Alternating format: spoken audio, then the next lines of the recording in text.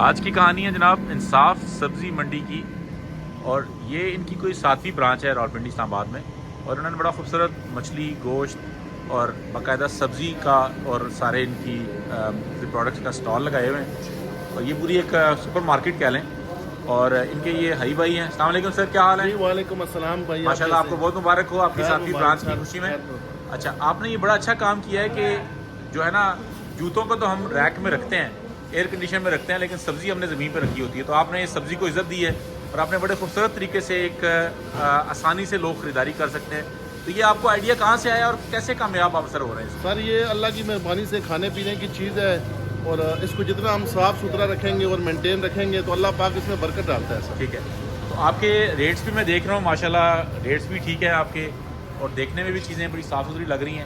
ادھر آتے ہیں، ادھر دیکھیں، یہ ادرک پڑی ہے، اس طرح ہی یہاں پہ مٹر ہیں، اس طرف پھل کا پورا سیٹ اپ موجود ہے، اور تمام قسم کے پھل آپ کے یہاں پہ پڑے ہوئے ہیں، اور اس طرح سے یہ ٹماٹر وغیرہ دیکھیں، سامنے بالٹے کا پورا ریک ہے۔ اچھا، اسٹرابری بھی آپ نے رکھی ہوئی ہے ماشاءاللہ، اور یہ جی اس طرف سے انار ہے، تو یہ بڑا ہی خوبصورت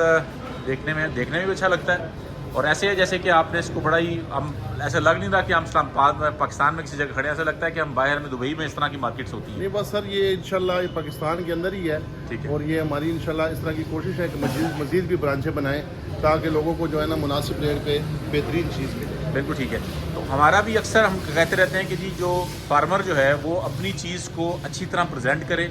اور اچھی طرح اگر آپ مل کے فارمرز مل کے اس طرح کے بازار بھی لگائیں، اور مل کے وہ اپنی، اگر ایک بندہ جو ہے نا وہ 200 کنال 500 کنال کا باغ ہے، تو وہ اپنے لیے اگر ایک اس طرح کا آؤٹ لیٹ بنائے اور چند لوگ مل کے اس طرح کی ایک ایفرٹ کریں، تو نہ صرف آپ کو لوگوں کو ریٹ اچھا دینے میں کامیاب ہو سکتے ہیں، بلکہ آپ ایک اپنے لیے بھی انکم بڑھا سکتے ہیں۔ کیونکہ ابھی اس وقت حالت یہ ہے کہ جیسے یہ اگر آپ کے سامنے میتھی اور ساگ پڑا ہوا ہے نا، تو اگر اس کو ہم روپے میں حساب کریں تو ہوتا کیا ہے کہ جو چارہ ہے جانور کا وہ تو شاید 800 روپے من ملتا ہے، لیکن جو پالک ہے وہ شاید 200-300 روپے من منڈی میں بکتی ہے، اس کی چیزوں کا حال کوئی نہیں ہوتا۔ تو اللہ تعالیٰ آپ کو سر کامیاب کریں سر بہت شکریہ۔ اور اڈیالہ روڈ پہ یہ اسکری 14 کے سامنے اگر کسی دوست نے ادھر آنا ہو تو یہ اسکرین کے مرکز میں وزٹ کریں، اور تمام ورائٹی کا آپ انجوائے کریں۔ اپنا خیال رکھیں سر، تھینک یو۔